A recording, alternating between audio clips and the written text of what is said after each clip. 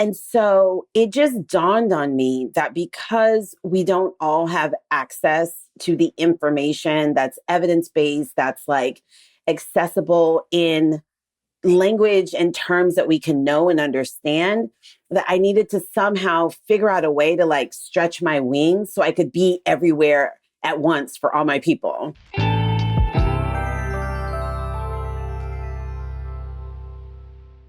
I am super excited this morning. I am speaking to Dr. Kameelah Phillips, who is an OB-GYN extraordinaire. So we'll be talking about all things hysterectomy related, perimenopause. Fibroids are huge in our community.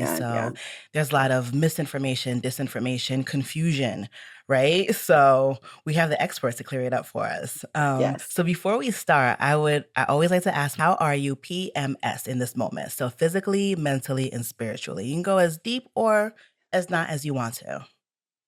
Oh, that's a good one. PMS. So physically, I'm like 6 out of 10. I did a really hard workout on Friday, and I call myself trying to keep up with, not even keep up with these young girls. I was setting the tone. Period. For heavy lifting. But when I tell you my butt is on fire today, I was like, let me go ahead and turn these young girls out. And I'm like, ooh, Tuesday. Okay. But I am going back to the gym tonight because it's all about consistency. So, but I'm a 6 out of 10. I'll be fine by tomorrow. Mentally, I'm good right now. My husband and I are opening a restaurant. And when I tell you it is the craziest thing I've ever done in my life, I would go to medical school and do residency 3 more times in a row before I open a restaurant. Yes. Wow. Before I open a restaurant. This is the scariest thing I've ever done. So I go in and out, mentally and like spiritually, like, Lord, what did I just walk into? Yeah. But today I'm okay. I'm an 8 out of 10, because the barn doors, things are getting delivered, bars going up, we're getting closer to the finish line. And spiritually, I'm really feeling that I'm aligned with my purpose and trying to just do little steps every day. Yeah. I think it's hard to ever be like, for me at least, at perfection. I'm a Virgo, so that whole perfection thing is really tough. But I'm gonna say I'm also like an 8 out of 10. I'm good today. Yeah, I'm great. That's good. Yeah. When's your birthday? September 20th. Okay, September 20th. Yeah, my bestie is September 17th. So I love me a Virgo. Like, keep me together. Reel me back in. Yes, we keep people together, but then on ourselves, we're so hard. So sometimes you just have to give grace. So yeah, I get it. Yeah. I'm curious. I love to eat. I love food. So I'm curious about the restaurant. If you can touch on it a little bit. Yes. What kind of food? It's Fiore Harlem. It is like our family's love letter to Harlem. We've lived there I'm raising my kids there. We've been there about 12 years now, and our local kind of Cheers spot closed. And we were like, wait, where are the families going? What do we do? So we're opening an Italian restaurant. We're starting off really strong, family style Italian. We have a great chef. And we are African-American and Haitian in descent. So as we get a little bit more sophisticated, we're going to be infusing some, Haitian sensibility, some Southern sensibility into Italian food, which is very accessible to everyone, right? Yes. Everyone loves a fabulous pizza. But we're going to spice it up a little bit. Oh, I'm excited. I'm Haitian. So like that You fusion are? there. Yes. Oh, that's exciting. Yeah. It is going to be so worth it. So all the pain and strife that you guys are going through in the planning process and leading up to is going to be worth it. So I'm so much excited. Success to you guys. Thank you. I'm so excited. Yes. Yeah. So let's talk about the Empowered Hysterectomy. Yes. So for me, those two words don't even go together. I feel like most of us go into a hysterectomy because it's like, that's what they told us to do. So go ahead, cut it out. So I would love to know what inspired you to write this book. Yeah. This book, is so funny. It's been a long time coming because when I was early in my career, someone approached me about writing a book and I was like, I don't know now. Like, I don't know. What are you talking about? I'm not ready for this. Um, but it came to me because I have such a large woman of color following.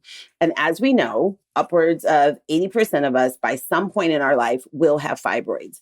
And I cannot, I mean, sis, you get that. I cannot tell you how many times people walk in the office in tears because someone told them, you have fibroids, take out your uterus. Yep. I mean, I've had 23-year-olds come in being told that because they have large fibroids or pelvic pain or heavy bleeding, like literally that was an option for them.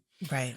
And so it just dawned on me that because we don't all have access to the information that's evidence-based, that's like accessible in language and terms that we can know and understand, that I needed to somehow figure out a way to like stretch my wings so I could be everywhere at once for all my people. And, listen, as an OBGYN, we know that there's a need for hysterectomies. Hysterectomies happen for different reasons. But the idea that you are making an informed choice, that piece, that was missing for us. Yep. We weren't being told all of our options, even if it didn't apply to you, right? But it's still an option that you should be aware of and know about. And it was just continually breaking my heart that I'm like, no, sis, you could do like these 3 things over here. You can preserve your fertility. You can build your family. So I just got to a point when then I was literally walking down the street in Chicago and my phone rang. And it was this publisher on the other end was like, hey, do you want to write a book about hysterectomy? And I was like, oh, there goes the alignment. Yep. You know what I mean?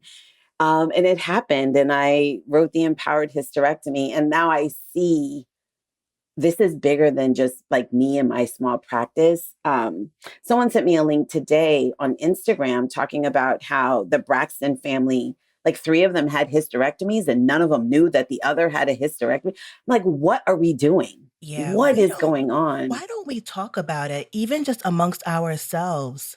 Like, it's mind-blowing. It's weird that there's like this strange secrecy. Like, you'll get a diagnosis and then your sister will be like, oh, me too, like years ago. Or then your mother, oh yeah, me too. And I don't understand it. It is so bewildering to me. And at first I was like, is this just Black people? Right. It really is everyone. And I think one of the great things that's happening now with our generation and with our children especially is we're breaking that silence of, if anything, listen, we overshare now, which I'm fine with, but at least someone is getting the information and passing down like this really important generational information. Yes. So I love that part of it. Or when I saw it was Serena Williams talking about how her doctor offered her a hysterectomy for her fibroids and bleeding. And I was like, the Serena Williams? Are we playing? Yeah. I do still question the choice of their physicians and the people that are in their inner circle. Yeah. But I just was like, wait a second. If Serena Williams is getting this terrible, terrible advice, like what is the average woman seeing? So yeah, that's why I put it out there. It's gotten such an amazing reception from women who are like, oh, that's how that works. Yeah. These like aha moments. This patient came in and when I tell you I was in tears, she spent like 4 minutes. Just like, I didn't know that this was connected to this. And then that's why I was feeling that. And I was just so grateful and humbled. So just alignment. We are grateful. We're so grateful because a lot of times, unfortunately, I love my OB-GYN because she spends time asking all the questions. And she was my first. I've been with her for 6 years since my little one was born. But before that, people would come in, out, look at my labs, maybe do a pap smear, and then I'm just sitting there like fully exposed, okay? Fully. Like physically and like emotionally exposed with like no answers. So thank you for the work that you do with your patients and just with us at large, just getting information because it's hard out here. Yeah, it's hard out here. And the TikTok and the Instagram, and listen, I'm on both of those platforms, but like the things that people come in saying, oh, well, TikTok said, and I'm like, did you really just start your sentence with TikTok Yep. said? Yep. It's just about relearning our bodies and reconnecting with medicine in a way that's more authentic because listen, all of us in this country have a reason to be hesitant and mistrustful. We've Yeah. all had like crazy, terrible experiences or know someone who has. Yeah. But it doesn't have to be that way. And Yeah. I think the book is also teaching physicians how to talk to patients. There's nothing that we do that can't be really explained on like a sixth grade level, Right. you Right. know? Right. And not that you're a sixth grader, but really anything we do can be Should be. broken down. Right. Yeah. Right. Yeah. Yeah, made digestible. So it's been really good on both the physician and the patient end. I'm so happy. You mentioned about how one of your patients was just like, oh, this is connected to that and that, in terms of fibroids. So for somebody who's listening, because I know we have a lot of listeners who probably do have that first time diagnosis and are just not sure, what are some common things that you have seen that it is due to the fibroids and just the patients Mhm. are just not making that connection and maybe they're just not Yeah. taught also about it? Yes, yes. So one of the most common things I see is patients who come in and they're like, you know what? I just keep gaining weight. My clothes aren't fitting. And, I just don't know how to lose this weight. And I'm like, oh, okay. You're 30 something. Typically, the metabolism should be great, right? Mhm. And I just put my hand on their belly and I'm like, sis, have you felt this? Yeah, yeah. But, I just thought that was the fat. And so I see a number of people who don't make an association between a growing belly and fibroids. Mhm. That is huge. And I'm like, no, push down, like really feel that. That's your uterus. And they're like, oh, wait, my uterus is there? Yeah. Making that connection has been really big and not having them. I mean, I think there's also a little bit of like just being bewildered that the body can turn on you sometimes and you're Yeah. like, wait, whoa, how did this happen? But an understanding of where your anatomy should be, how you should never feel hard lumps or masses in your belly. It should always be pretty soft and not, chalking that up to gaining fat because by then, the cat's out of the bag and we're really much more limited in our treatment options. Yeah. The other thing that I see a lot is this idea that we learned it from, listen, we learned it from our grandma, we learned it from our aunts, we learned it from our mom, is that period, right, should have you on the bathroom floor. You should be Mm. curled up in fetal position, that you're supposed to wear a diaper and a tampon and, pads just to get through the day of a period. We've learned that that is okay. Yeah. We've learned that that degree of pain and anemia and fatigue and not going to work, we've been conditioned to accept that. And that would be the second thing that I see that is like hard stop, hard Mhm. stop. Mhm. Like, even if it's not work, you're missing brunch, you're missing vacations, Yeah. right? You're missing time with your loved ones and your family, or just you're missing your health. Yeah. And so that's been another thing that I've had to put a lot of hard stops on for people like, no, this is not how we're supposed to live. Yeah. I think we to your point, yes, we absolutely learn that this is normal Hmm. from the women that came before us. But I think also there's a lot of gaslighting that happens too. Oh, Because yeah. it Yeah. took me a long time to realize that I should not feel bad every month. There's like that medical gaslighting. So I Hmm. would love for you to give us a few tidbits as to know, like when the relationship is working between the provider Hmm. and Hmm. the patient, when it's Yeah. working, when it's not.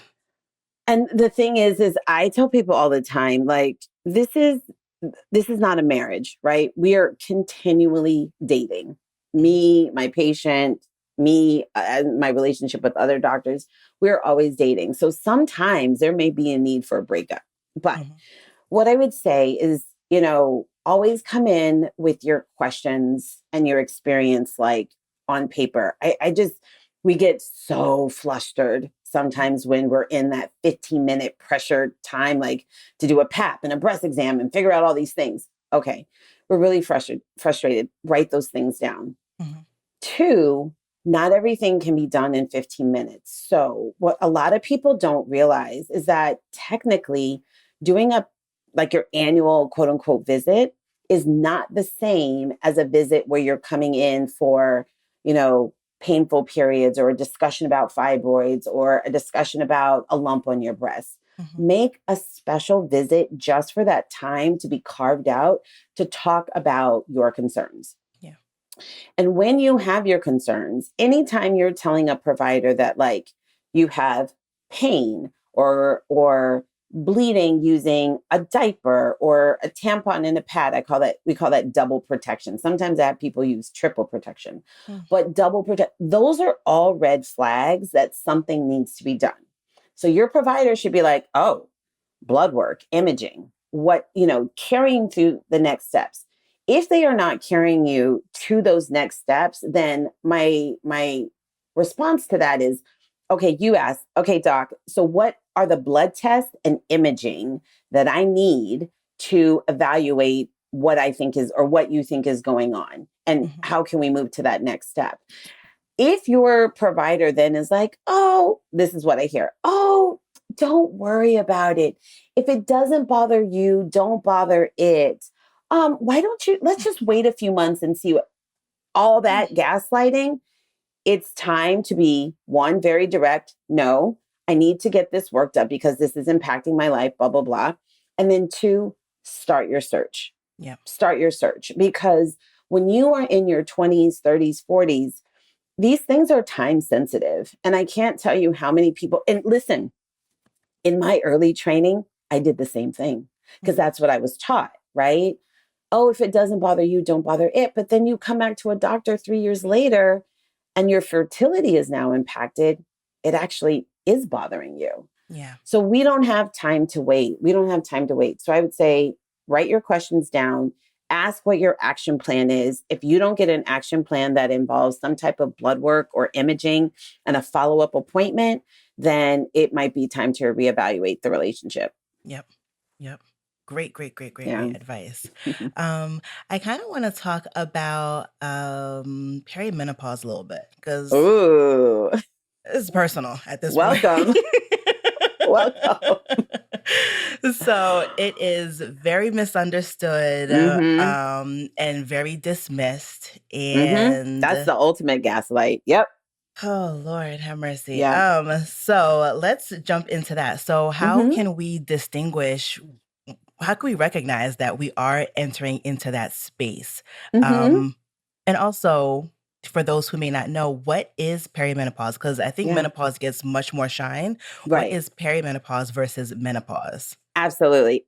So starting with menopause and then backtracking. So menopause really is just the day after 1 year of no period. We're not talking about anything else except bleeding. Obviously, it's different in people who don't have a uterus, but one day after your year of no period, you are forever, ever in menopause. Perimenopause is a little more tricky because it's the really 7 to 10 years before that time. So you can feel a whole bunch of crazy for a really long time. And you're like, what is going on? And if you look at it, you'll see this is when divorces start happening. This is when relationships are falling apart. This is when careers are changing. And you look back and you're like, good Lord, was I just in perimenopause and I wasn't having my changes addressed? So when people come in and they're like, I think I'm in, yeah, you probably are. Then you probably are, because we know ourselves, right? We know ourselves, and we should never let anyone tell us that we don't. But the symptoms can be all over the place. When I started perimenopause, and listen, I'm an OB, right? I literally thought I had early onset dementia. I was like, oh, wait, what is that word? And was mortified. And kids have no chill. They're like, you can't remember that word. It's a vacuum. Why can't you? Oh gosh. And I was like, I can remember to chop your neck. My face. I can remember that part. But yeah, like I thought I was on the Drew Barrymore show. We were talking about breasts and all this thing. And I was in the middle of saying, hey, for example, this wasn't the actual sentence, but hey, my name is Kameelah Phillips. I was born in, oh snap. Where was I born? Like I could not remember whatever basic word that I say 100 times a day in front of a 300 person live audience. Ooh. That is perimenopause. Yeah. Yeah. I woke up one day drenched in the bed, and I could have sworn to you, my son, he still pees in the bed, but I thought my son peed on me in the bed. And then I turned around and nobody else was there. That is perimenopause, when you want to, like, someone says something to you and the next thing, all you can think about is smothering them. Like, do we use a pillow or do we use a comforter or do we use, right? You're actively plotting someone's demise. That is, it's that, like, those tight jeans that you're like, no, these are my go-to. Why are they not fitting properly? So it's all of these things, and doctors, and listen, we're working to change this though, right? But this is the gaslighting. Oh, you're just getting older. Everybody gains weight. Maybe you just need some more sleep. I don't know. Maybe you work too much. You're very stressed. That's the gaslighting. And it really is a serious, significant medical time that needs attention, because when I tell you, your life can, fall apart. And I hate it when women don't feel the joy and the amazing, like, state of being a woman. Yeah. It adds insult to injury when we're not listened to. Yeah. Yeah. It's already a tough time. And then oftentimes too, like, we're in the middle of everything. So we're raising kids, middle of our careers, maybe. Parents are now depending on us. So it's like all the added extra stuff. Plus now our bodies are changing in ways that we're not like, who is this person? Who are you? Yeah. Who are you? Absolutely. And so, of course I'm sleep deprived. Yeah, of course I'm stressed because I'm being pulled a million different directions. See, there's the perimenopause. Directions. Of course I have 1,000 things on my plate, so I forget things. But could there be something deeper? Yeah. And are there ways to address and treat? So I started really early with my estrogen. I started really early with progesterone so I can sleep. My mood is better. And in hindsight, like, I will tell you, I asked my husband for a divorce. I walked in one day, I was like, get the F out. We're not doing this. Pack your bags. And pack your bags. Like, I'll do it for you. And we went to marriage counseling, and I promise you, I will never admit this to him. And this is my Virgo shortcoming pettiness, but it was perimenopause. Once I started my hormones and once I started sleeping, I was like, oh, maybe you can stay. You can stay. We like you. Yeah. Shoot, you just made like a connection for me. I have been struggling with insomnia for so long. Yeah. Oh my goodness. Do you just wake up in the middle of the night? Brain on at like 3 a.m. Even if 3 I went to bed at like... Classic. Yep. I went to bed at like maybe 11:30 midnight and wide awake, but my body is exhausted. And your brain just, and then you're like, did I do this? Why am I awake? He's snoring. How come he gets to sleep so comfortably? Yeah. Yeah. I would really, how old are you? 40. Yeah. And that's the thing, like, right? 40 is really young, right? You feel great. You're in your prime. I would never probably go back to my 30s, but 40s are good. Right. And so you're like, wait a second, why am I having these struggles? Why am I not enjoying sleep, enjoying my body? Yeah, we gaslight people into thinking, oh, you just need to go to bed earlier, or maybe you need an antidepressant, or maybe you have ADHD, or maybe, and maybe you do, maybe, but there is also this really important hormonal element that's going on that cannot be underestimated. It's powerful. Estrogen is powerful. So who is a candidate for hormonal replacement therapy and who Hmm. may not be? So, it depends on a lot of things. And so I always tell people, unfortunately, most OBGYNs do not have adequate training on hormone replacement coming out of residency. We Yeah. just don't do it. We're not in clinics enough. We don't see enough of it. So I really encourage people to seek people who have advanced training, Mhm. who are menopause trained and certified practitioners. So that's one. Two, there are very few people who don't qualify for hormones, but they're big things, right? It's Mhm. you've had a heart attack, Mhm. okay. You have breast cancer or, cancer that hasn't really been fully worked up. You have bleeding that's unexplained and hasn't been worked up. You've had a blood clot before. Those kind of really big things are important. You have hypertension that is, oh my gosh, I had a woman yesterday. She came in, her blood pressure was 210 over 113. Oh my God. And so for the folks who may not Oh. connect with that, typically the top number should be like 120, 140 at the most. They're changing the guidelines for hypertension, but like 120. So Yeah. 200, anything is, I was like, Crisis. please go to the ER. Please go Mhm. to the ER. No, I'm fine. Yeah, this is stroke range. So Mm. uncontrolled hypertension, she wanted hormones. I was like, yeah, no, babe, we're not No doing that friend. today. Here's your hypertensive medicine, and I'm walking into the ER. Mhm. So very few people, but those are some like broad strokes. Mhm. The other thing, and this is why you need to go to a certified person, is there are creams and there are pills and there are patches and there's IUDs and there's, all of these ways that we can help people feel better, beyond even estrogen. There needs to be conversations about estrogen and progesterone and testosterone. And people get real twisted when I'm like, okay, so now let's start talking about testosterone. And they're like, excuse me, what? Mhm. Yeah, women make testosterone. Mhm. It's a very important hormone for us. This is not a quote unquote male hormone. So I really recommend that people see someone who's been practicing doing hormones for a long time and understand them. And yeah, most people generally, if you're healthy, Mhm. can qualify for hormone For that. replacement. Hmm. Okay. I have a question. So you Yeah. mentioned the cream and it like made me think about something I saw on social media. Uh huh. So for whatever reason, my algorithm was pushing wild yam cream, I think it is. Hmm. Hmm. And these women were just putting it literally like a dab on their wrist and were saying Right. Right. that This is it. Right. this is the end all be all. Yeah, that Have you is heard so. of this? Of course I have. Of course I have. It's so funny. So there are, a lot of ways we can do things. And I think Mhm.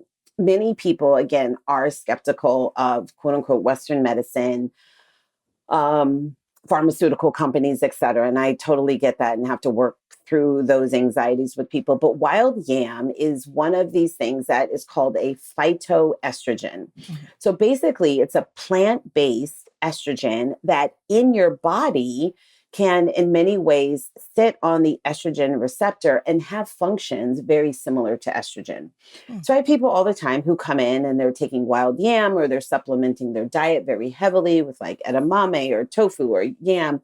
Um, and listen, it works for them. If it's enough for them to go from, you know, 5 hot flashes to 2 or 3, and that's fine, then listen, vaya con Dios. Yeah. If that works for you, great.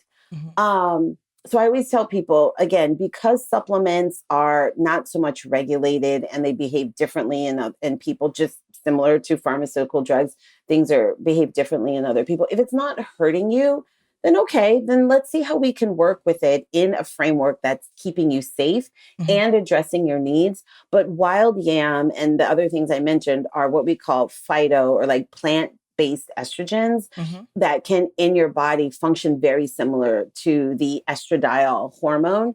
And some people do get relief from it. And so once you click Mm. once on your algorithm like that, it's just going to It's just flood it. It's yep. going to flood. Yep. Yeah. I see Yeah. too long washing and they're like, oh, you like Oh, this you like more. that? Yeah. So yes, I see a lot of wild yam. I see a lot of black cohosh. Like I mentioned, edamame, soy. There are a lot of things that mimic estrogen or estradiol is the specific hormone in the body. And listen, if it works for you, if you love it, I love it, and we Yeah. can carry on. It's really just about keeping people safe. Yeah, for sure. Mm-hmm. So going back to the empowered hysterectomy. So when I was younger, my mother had a hysterectomy pretty early on in life. And I just thought that would Mm-hmm. be my situation too, Mm-hmm. because that's what they say. Like, you're typically like your mother, right? So her reason for her hysterectomy, I think she was like in her early 40s, was because of repeat uterine fibroids. So outside of the hysterectomy, what are some common ways, if they're still small, Yeah, that can bring some relief to the person who's trying to preserve their uterus and their fertility and just get absolutely. relief from all of the things that come with uterine fibroids? Yeah, absolutely. And I'll tell you, my mom also had a hysterectomy, and I didn't find out about it until she was in the recovery room. I was a third-year medical student, and she didn't even Wow. like mention it to me. I was like, Oh, again, I was wow. like, I'm gonna kill you when I see you because I can't believe you did that without consulting, even as a Wow. third year. And they took her ovaries out, and when I tell you, she was in the depths of immediate postmenopausal hell. Mm. Um, it was terrible. It was terrible. So, one of the things that I try and do in the book, which is obviously we eventually talk about the big kahuna, hysterectomy, is really outline and explain all the other steps that you have prior to hysterectomy to help manage symptoms, pain, bleeding, inflammation, your desire to preserve your fertility, et cetera. So the first part really talks about the medical interventions. And I know, again, people are very skeptical about the use of hormones, but it's this idea of understanding that fibroids are driven by estrogen and progesterone. How doctors can use then estrogen and progesterone to actually manage fibroid symptoms. And I think what common misunderstanding is that people feel like we are flooding their body with hormones, but it's actually not that way. And when we use hormones, we're actually dialing down and dialing back the hormones that our body makes that then are the fuel, the gas for fibroids. Mhm. So I spent a lot of time talking about what estrogen is, why it works, how it helps us, how it doesn't help us. Same thing with progesterone and testosterone, and how we use pills, patches, rings, shots, the IUD. I love an IUD. I love an IUD. It helps with bleeding, has evidence for management of both endometriosis and fibroids. I haven't had a period in 7 years because of my IUD, and I do have fibroids.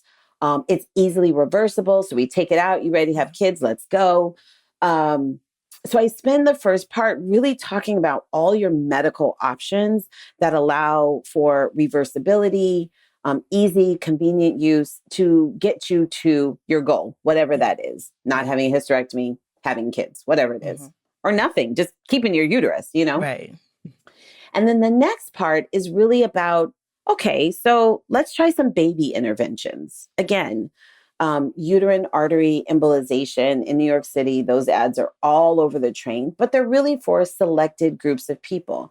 We talk about called a hysteroscopy, looking inside the uterus, different techniques that can help us remove fibroids from a vaginal approach. You go home the same day, you're living your best life the next day. Mhm. Minimally invasive or laparoscopic approaches, which are another huge way to manage fibroids, preserve your uterus, preserve your fertility. And again, we're not taking a sledgehammer to something that requires like a butter knife. Yeah. And then, later we talk about, okay, look, you've tried everything, you've come to this decision, you know what the options are. And then we talk about the different ways hysterectomy can happen in a way that's least impactful on your life, how you recover from them, how you talk to your doctor about your ovaries, how you talk to your doctor about your sexuality, your partner about your sexuality.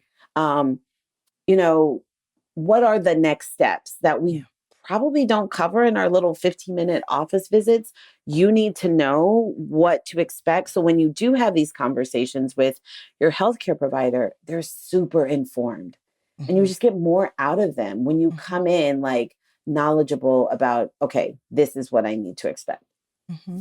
It's so good. What I realize is that whenever we have some information, that makes life so much easier. Even though we might be dealing with like a really major diagnosis, just knowing what all is going on, what are the questions I should ask, what are what are my options even, Yeah. just makes navigating the process, the difficult process, so much easier. So thank you for this book. I'm thinking about I need to give this to somebody. I know somebody specifically who needs this Everyone book. does.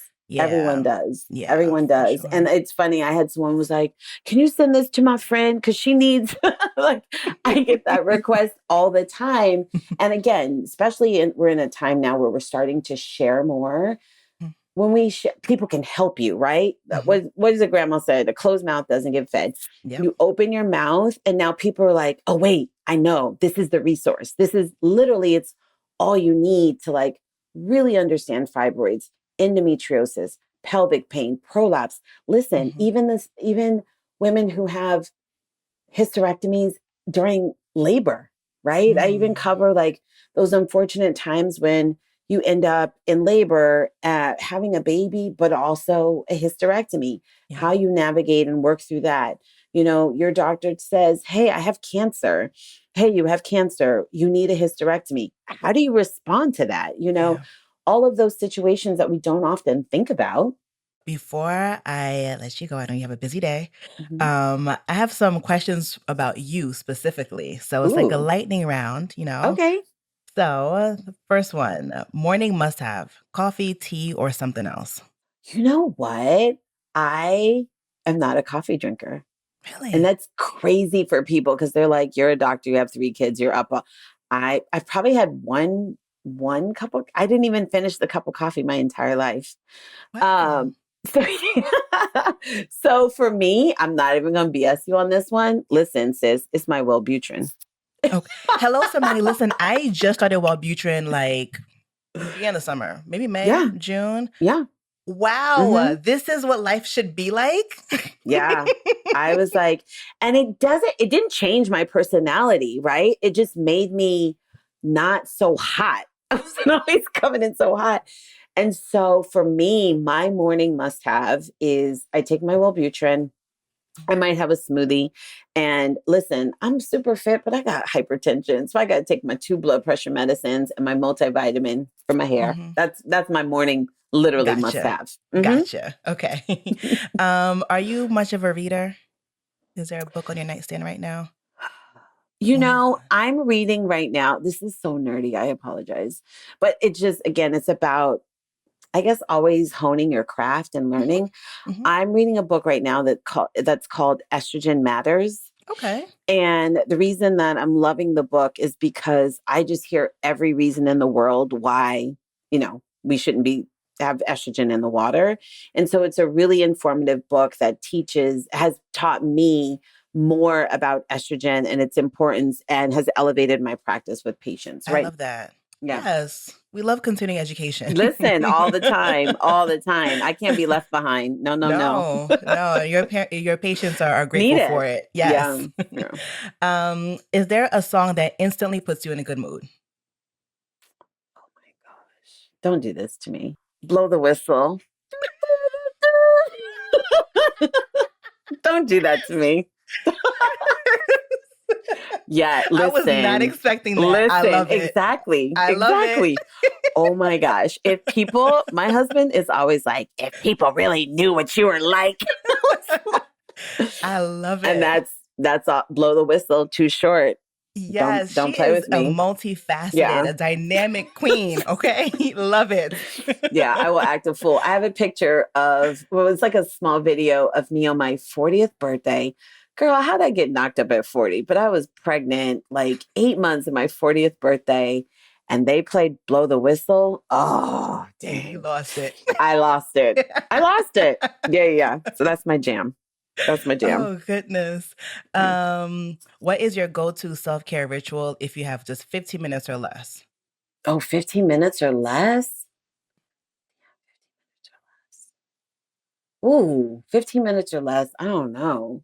You know what? If I can, this sounds silly. I mean, maybe I just take a nap. Like, I Same. love naps. These kids Same. be playing. Like, you don't want to take a nap? Listen, when I Yeah. was in the toddlerhood trenches, I was like, you know what? God forgive me for every nap that I refused. That I Because, refuse. ooh. Yeah, if I really have 15 minutes, I will take like a power nap. Mhm. I don't get that often. I'll even put like one of the beds in the office flat and just take like a 15-minute nap. And I Yeah. agree with you. I regret every nap I did not take as a toddler. Yeah. Yeah. If I had longer time though, it's a massage. I think those are like non-negotiable.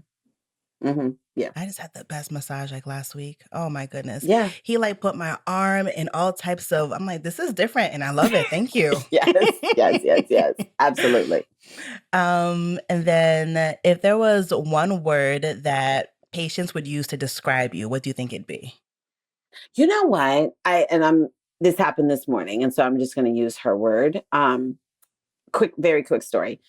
Met a patient. She's 34. Massive fibroids. Her smallest fibroid. No, sorry, her largest fibroid was probably about the size of a cantaloupe.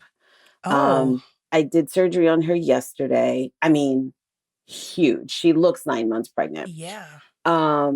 She came in and all of the doctors obviously told her to have a hysterectomy. And she's like, I'm engaged. I don't know what we want to do about kids, but I just want options.